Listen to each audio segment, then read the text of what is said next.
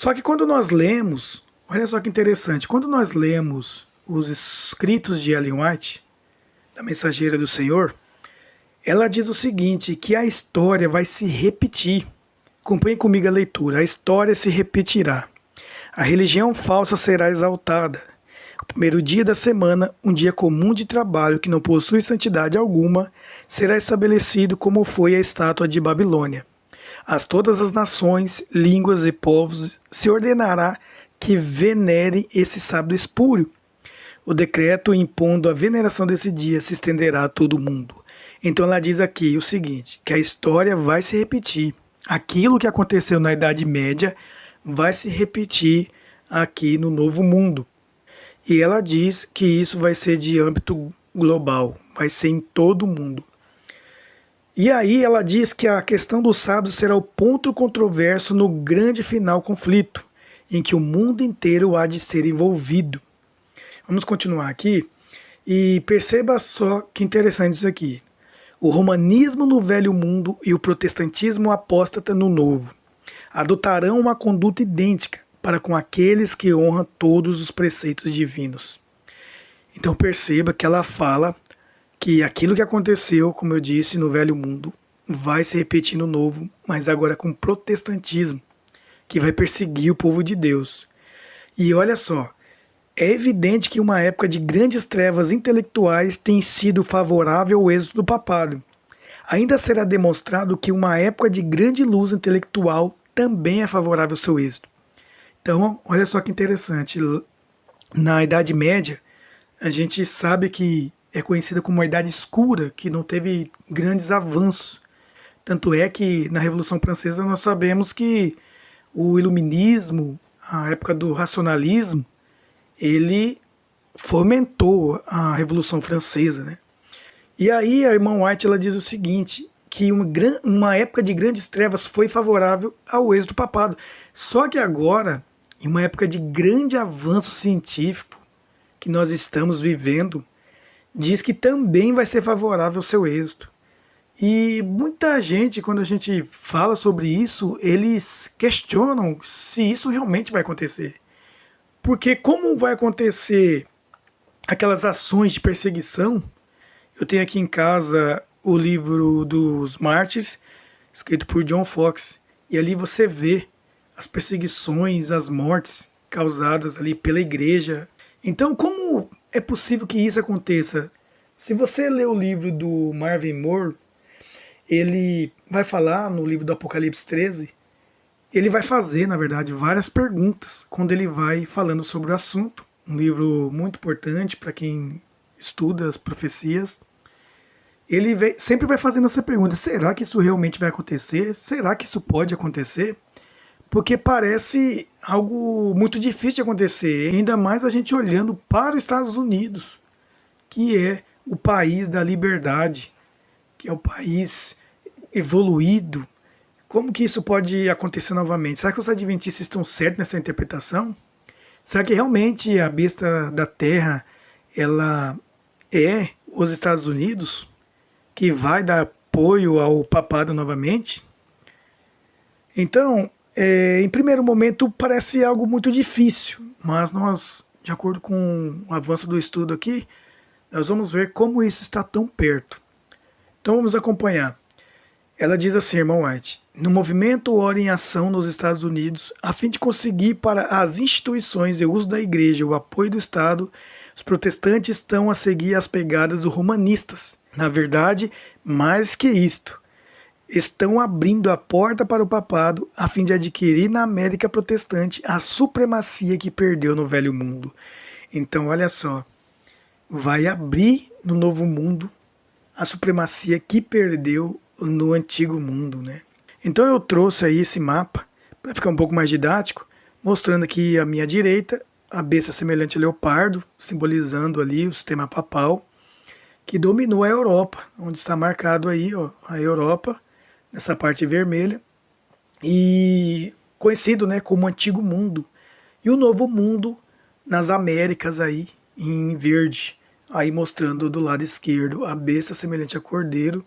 Então, imagine só, os escritos da Ellen White falam que este poder do antigo mundo, ele terá êxito também no novo mundo.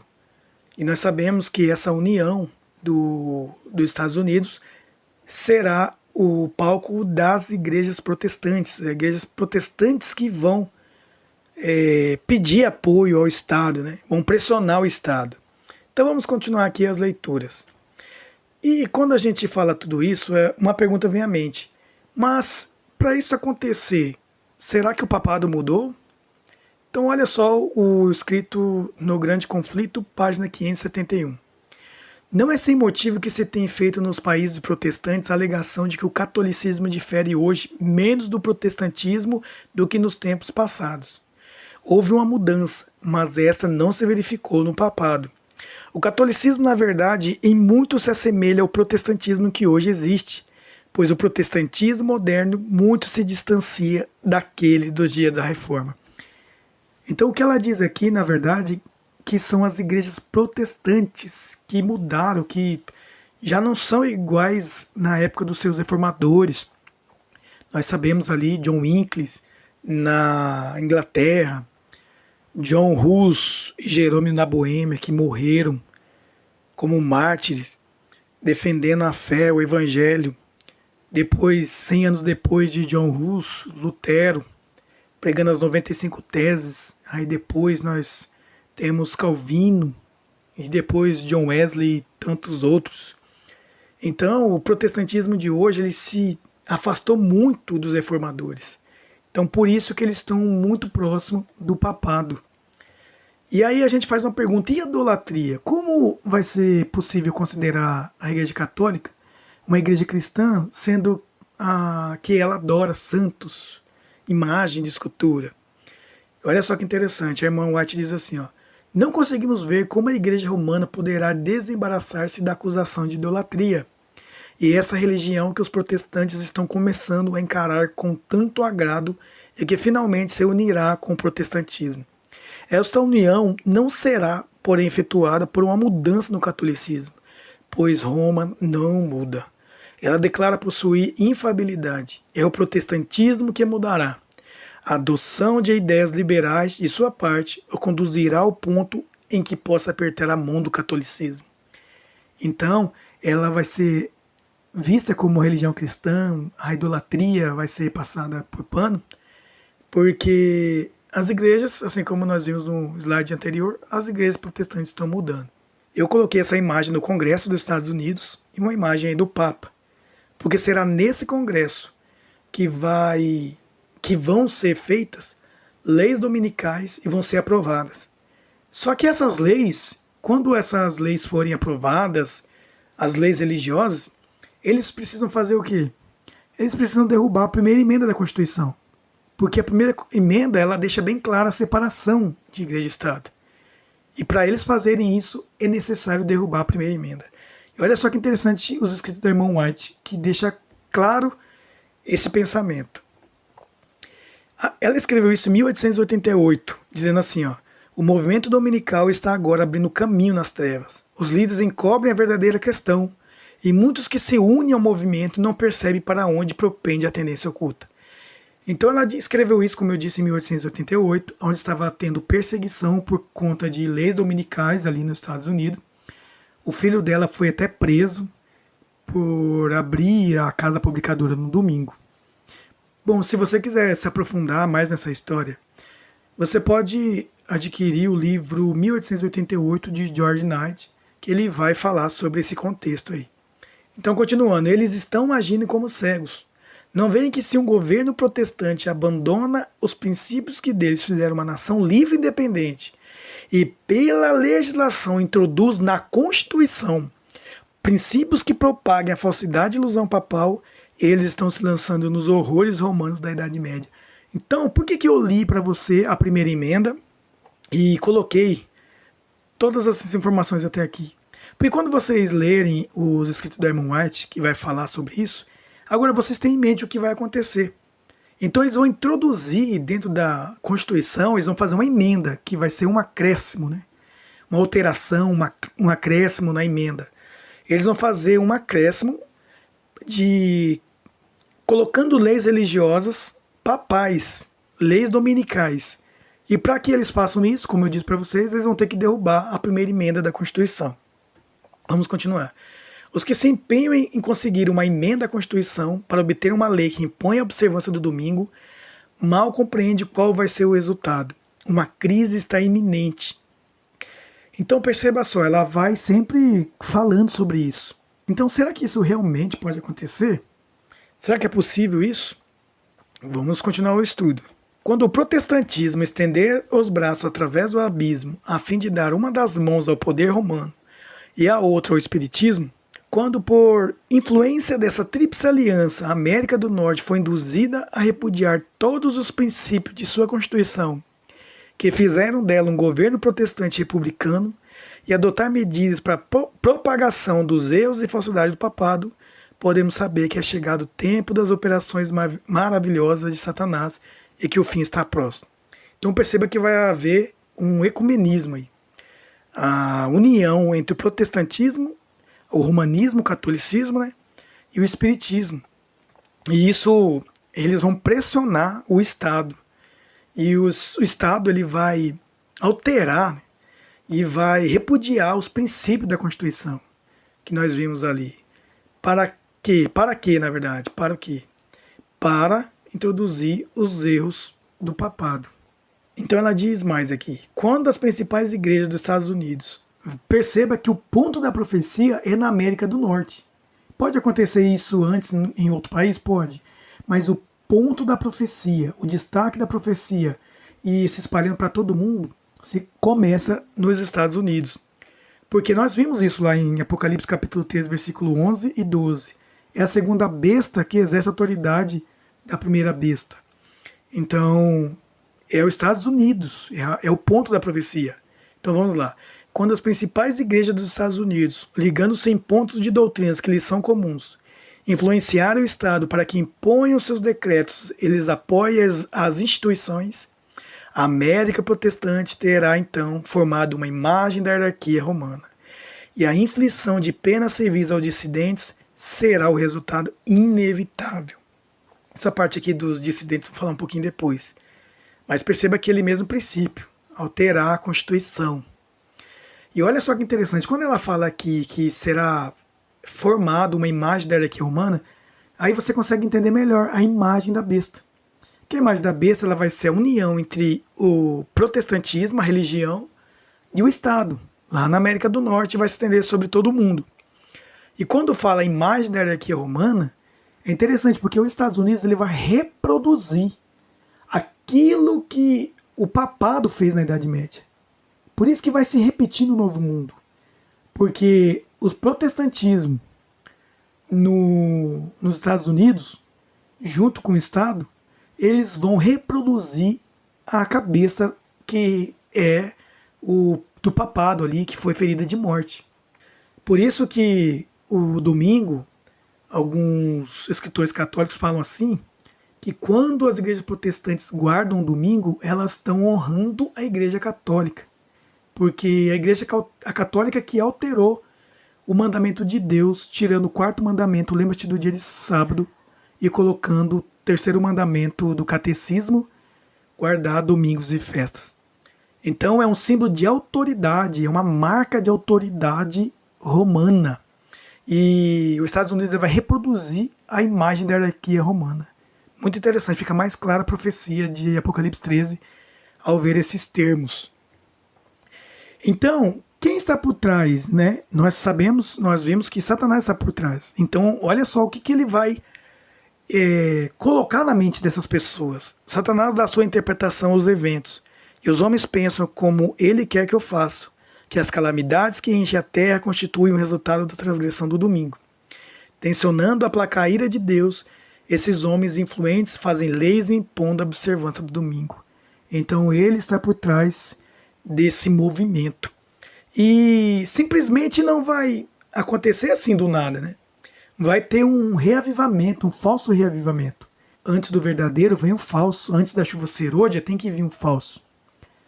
Nós sabemos que quando a gente volta na história, por exemplo, nós vemos que o Papa Leão XIII ele consagrou a pedido de Helena Beata, a consagração do século XX ao Espírito Santo. Isso em volta lá de 1899. E nós sabemos que em 1901 teve a primeira manifestação de dom de línguas. Então coisas estranhas começaram a acontecer. E depois, em 1906, o reavivamento da Rua Azusa. Também falas de línguas estranhas e milagres e muitas coisas acontecendo. Então agora nós estamos numa época de um outro Papa chamado Leão XIV. Será que vai acontecer um outro reavivamento? Então nós temos que ficar de olho na profecia. Então olha só o que vai acontecer. Os ímpios declaravam que tinham a verdade, que havia milagres entre eles, que anjos do céu conversavam e andavam com eles, que grande poder de sinais e maravilhas eram realizados em seu meio, e que isso constituía o milênio temporal que aguardavam há tanto tempo. Todo mundo se convertera, estava em harmonia com a lei dominical. Olha só, isso é profecia. Isso é visão. Então o que vai acontecer? Vai acontecer um reavivamento que vai agitar tudo isso. E o mundo inteiro vai observar a lei dominical. Então vamos continuar. Todo mundo cristão estará envolvido no grande conflito entre a fé e a incredulidade. Toda a cristandade estará dividida em duas classes. Os que guardam os mandamentos de Deus e a fé de Jesus, os que adoram a besta e a sua imagem e recebem o seu sinal. Então há apenas dois grupos, aqueles que guardam os mandamentos de Deus e têm a fé em Jesus, e aqueles que adoram a besta e a sua imagem. Apenas dois grupos. E o povo de Deus, e o remanescente, o que vai acontecer com eles? A irmã diz assim, ó, os que calcam aos pés a lei de Deus fazem leis humanas que eles obrigarão as pessoas a aceitar. Homens imaginarão, deliberarão e planejarão o que irão fazer. O mundo inteiro guarda o domingo, dizem eles. E por que este povo, cujo número é tão pequeno, não haveria de proceder de acordo com as leis do país? Em breve serão impostas leis dominicais e os homens em posições de confiança ficarão furiosos com o pequeno número do povo de Deus que guarda os mandamentos. Então o remanescente, aqueles que guardarem os mandamentos de Deus e têm a fé em Jesus, eles vão ser odiados por homens de grande status, de posições e pelos religiosos que observam as leis dominicais. E aí, quando eu li para vocês lá essa parte no anterior, mas eu não foquei na questão de dissidentes, né? Mas eu vou ler aqui, ó. Quando as principais igrejas dos Estados Unidos, ligando-se em pontos de doutrinas que lhes são comuns, influenciarem o Estado para que lhe imponham seus decretos, eles apoiam as instituições, a América protestante terá então formado uma imagem da hierarquia romana. E a inflição de penas civis aos dissidentes será um resultado inevitável, irmãos. É inevitável, sempre que a religião ela uniu com o Estado, o resultado foi perseguição. Então, aqueles que não homenagearem, né, não renderem honras ao papado, eles serão dissidentes. Aqueles que não aceitarem esse sistema, esse novo governo, eles serão chamados de dissidentes. E apenas civis será inevitável. Serão presos, serão levados para julgamentos. O mundo todo, olha só, isso aqui é muito forte. O mundo todo há de ser instigado à inimizade contra os adventistas do sétimo dia. Porque eles não rendem homenagem ao papado, honrando o domingo, instituição desse poder anticristão. Olha só que interessante. Então, a igreja adventista do sétimo dia, eu não sou adventista de berço, eu vim de movimentos pentecostais, mas hoje em dia, a igreja adventista praticamente, não vou dizer só ela, porque existem igrejas também que não rendem homenagem ao papado, mas muitas delas rendem porque eles guardam o domingo. Então, a adventista, ela praticamente sozinha é a única igreja protestante, porque é a igreja que cutuca a besta com a vara curta. É a igreja que não rende homenagem ao papado. É uma igreja que vai sofrer perseguição porque não vai renunciar à palavra de Deus, não vai rejeitar. Nós temos isso como missão, levar a palavra de Deus, a verdade ao mundo, restaurar a verdade que o papado derrubou por terra. Então, as penas civis aos dissidentes é um resultado inevitável. Precisamos fazer pequenos grupos, frequentar pequenos grupos, que são grupos de orações, semelhante às células. Geralmente, nós adventistas fazemos os pequenos grupos na sexta-feira. Se você não faz um pequeno grupo, faça. Se você conhece na sua igreja alguém que tem, vai, visite, porque será o modelo como a igreja vai terminar. Nós fugiremos e nós vamos se reunir em pequenos grupos, fugindo da perseguição. E olha só isso aqui. Como o sábado se tornou ponto especial de controvérsia por toda a cristandade e as autoridades religiosas e seculares se combinaram para impor a observância do domingo, a recusa persistente de uma pequena minoria em ceder à exigência popular fará com que essa minoria seja objeto de execração universal. Execração universal significa ódio universal. O mundo inteiro vai odiar esse remanescente, porque eles não vão guardar o domingo. Quando o decreto promulgado pelos vários governantes da cristandade contra os observadores dos mandamentos lhe retiraram a proteção do governo, abandonando-os aos que lhes desejam a destruição, o povo de Deus fugirá das cidades e vilas e reunir-se-á em grupos, habitando nos lugares mais desertos e solitários. Foi o que eu disse dos pequenos grupos. Então olha só, quando o cerco acontecer novamente, é hora de fugir das grandes cidades. Assim como Jesus avisou os discípulos sobre a destruição de Jerusalém, quando eles vissem Roma cercando o exército romano, era a hora de fugir. E eles fugiram. Os judeus que não obedeceram a Cristo foram mortos. Então, nós temos que estar atentos às profecias da Bíblia. Porque quando essas coisas acontecerem, é hora de fugirmos para as terras solitárias. A questão da liberdade de consciência, irmãos, é uma questão que a gente deve defender, que a gente deve lutar. Ela diz assim: nós estamos cumprindo a vontade de Deus se nos deixarmos ficar em quietude, nada fazendo para preservar a liberdade de consciência. Então ela é um direito do ser humano.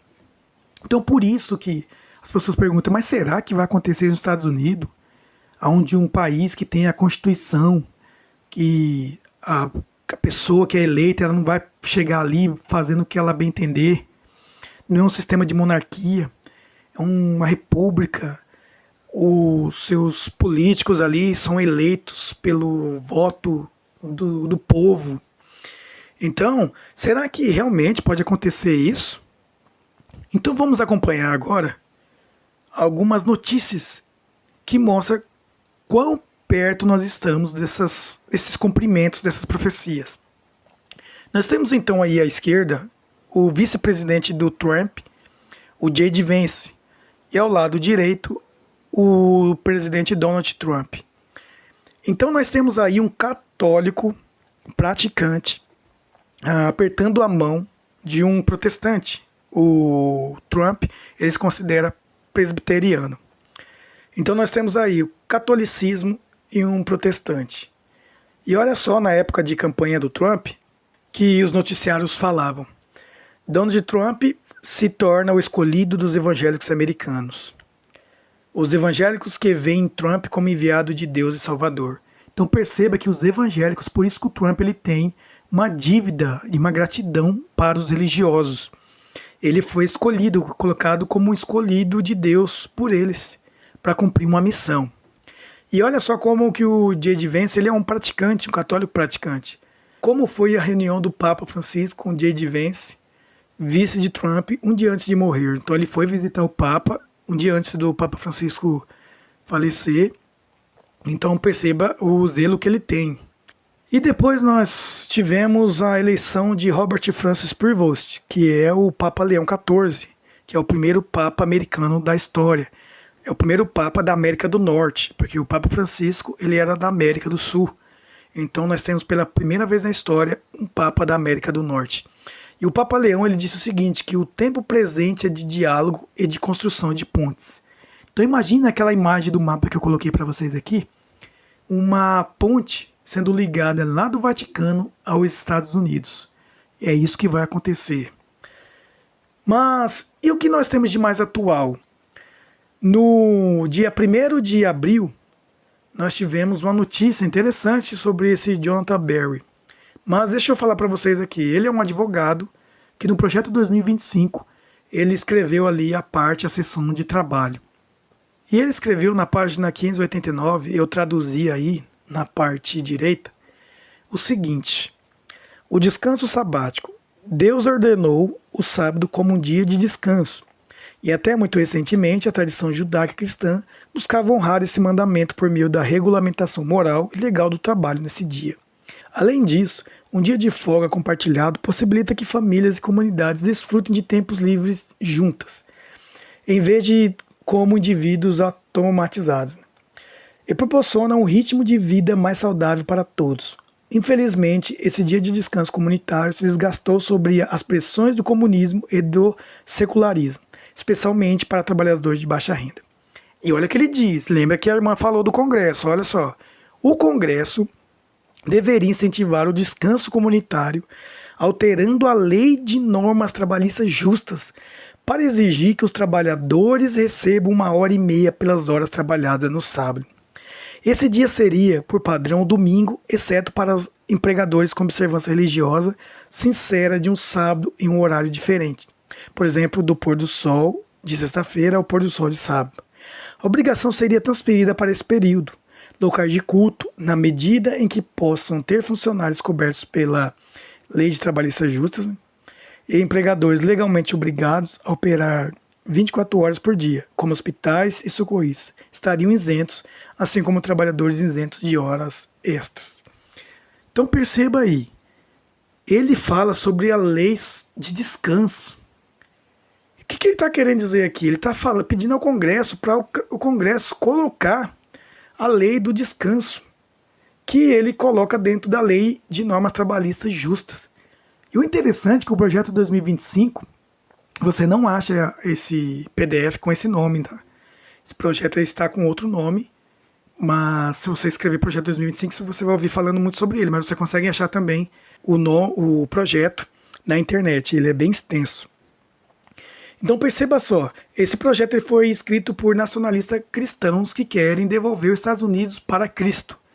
Então perceba que aqui tem uma lei dominical. E no princípio, nós sabemos que a lei dominical ela vai ser lei de descanso, que aí o outro pode descansar no dia dele, só que quando ela passar a ser de adoração, aí o domingo ele vai ter que ser observado por todas as religiões. E aí depois nós vamos ver a próxima fase, que vai ser a fase do decreto de morte. Então olha só que interessante, no dia 1º de abril de 2025, o Trump ele nomeou Jonathan Berry como advogado trabalhista. No princípio, o Donald Trump ele falou que ele não ia seguir o projeto 2025, mas ele tem uma gratidão pelos evangélicos, que ele entende que foram eles, os religiosos, que colocaram ele no poder.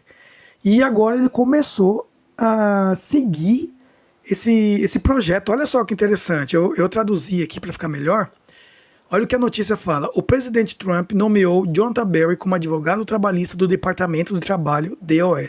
Ser confirmado, Berry será o diretor jurídico do DOL e terá, isso aqui é interessante, irmãos, a autoridade independente para iniciar ações judiciais para fazer cumprir mais de 180 leis trabalhistas federais, incluindo a Lei de Normas Trabalhistas Justas e a Lei de Segurança e Saúde Ocupacional.